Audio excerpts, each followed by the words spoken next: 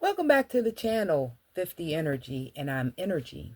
Today I'm going to be working on some cute little hair bows for little girls. Yes. Cute, well, I guess it can be for anybody. But anyway, so I'm going to be making these, and they're going to be so much fun also. So if you'd like to know how I did it, keep watching. Some of the materials you're going to need, just to make the basic bow, you're going to need some fabric, a pair of scissors, needle, thread, some type of fastener, and depends on what kind of, how much work you're doing, a hot glue gun. So let's get started. Oh, let's not forget the most important, an iron and my makeshift clapper. All right, let's get these out the way and get started. And it's a really fun project that you can do with any little people. I like creating these little bows. All right, what I'm going to do is just cut this fabric in half. I had already did a strip of it. Okay, so go ahead on and take this apart. Cut this edge off. There. Find our right side. That doesn't look like right. This is right side. So we're going to fold this in like so.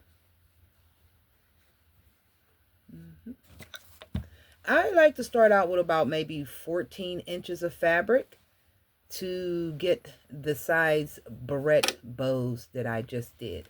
So now that's where the clapper come in at, because as soon as you get it done on that ironing part, you wish to put that clapper down, basically a piece of wood, and that's going to give you even more crisper.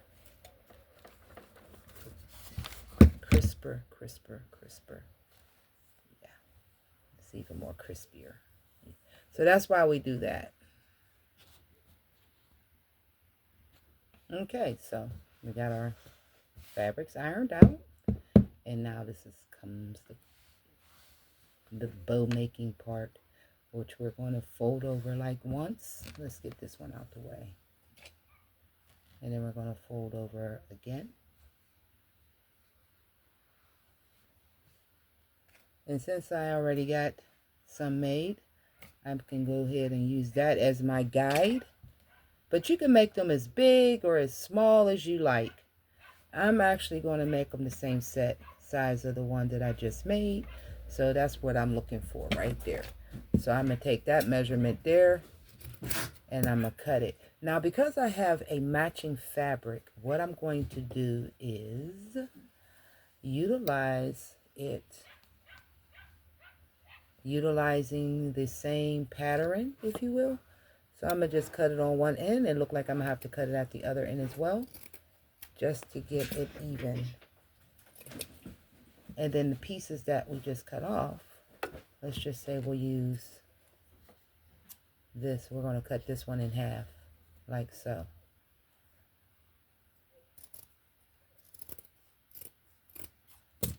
So we take these two pieces and we're going to fold them, because they're going to be our middle tie. Yeah, where it look like our bow is tied at. So we're going to press that down. Don't forget your handy dandy clapper. Clap it down. And go ahead and get this other one going. While that one's being pressed crispy. And y'all have to forgive me. That's Roscoe, I know. And he's such a spoiled pooch. Okay, so I'm going to drop that down in the spot and clap that for a hot few seconds. There we go. So now we got the two spacer pieces.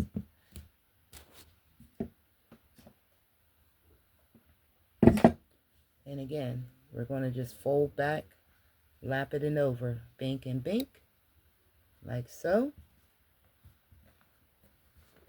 We'll get the other one and do the same. That way we can press them together. You know, it's good to have your iron at your workstation, but if you don't have it like that, okay, well, get up and do what you got to do. And if you don't have an iron at all, you know, until those days come, just work with what you got. I would say try to find some crispiness, but then again, you don't have to be crispy. But for the particular ones that I'm making today, we're making crispy. Okay?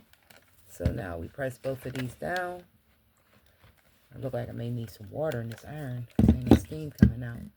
And again, clapping it like so. Beep. Be making belts later. That's what you heard. The belt will jump down or buckle. So what I do is to find my center, I'll simply fold it over like so. And then just basically do a rolling situation like so. All right. Then I'll take this fine fabric right here. And I'm going to put it on this side. And I'm going to cut back a lot of this because I don't really need all of that. Just a little bit. And we're going to go to our hot glue gun. And we're going to just smear it. You don't need a whole lot. Just a little dab of do you. Just a dab of do you. I'm trying to find the camera. Okay, there. Camera ain't going set up the way I like it, but, or most convenient for everything that I got to do for this particular craft. So, there. And we're going to take it in our hand again, flip it over to the other side. I like to put a bead of glue there and fold this fabric back. So that's what I'm going to do first. Dab it down like so. Then fold it back.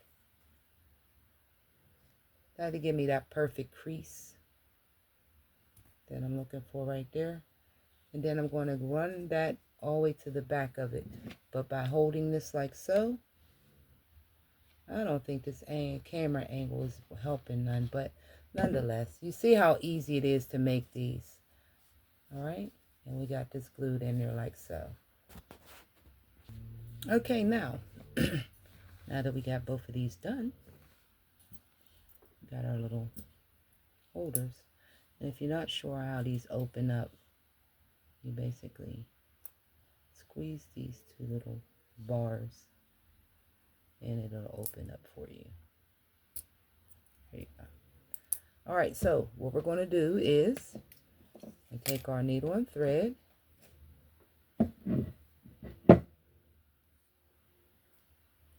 It's already knotted off for me. Hopefully you know how to do a knot by now. Okay then, so again, we're looking for the center point. And just to hold it in place, I'll put a dab of glue right there in the center. Just to hold it in place. It's not for your sturdiness or anything like that. That's what the stitching is for. So there. I'm going to just kind of mold that to that real quick. Let that set in. And then what I'm going to do is take my needle and thread and begin to stitch it into place. Now, this being a multicolored fabric, yeah, it would be wise to just use one of the colors, darker colors at that, in the stitching down of this. But I'm using a light color so y'all can see how it's being done. And I don't think I'm achieving what I'm looking to get done with showing you, but you get the idea. So I usually go through about a good 4 or 5 times through the looper, because the loopers are nice size. You can't miss it and everything like that. So that's what you're doing with this. And there you have it. Great little ideas, gift ideas for your nieces, your granddaughters, your daughter, you know, those who like to wear bows. So hopefully you enjoy this. Give me a like, share with someone who you know like to do some crafting. And if you like to know or do more and know about what else we do at this channel, go ahead and subscribe. Turn on your notification button so you know when I post something next. Peace and love, wholeness.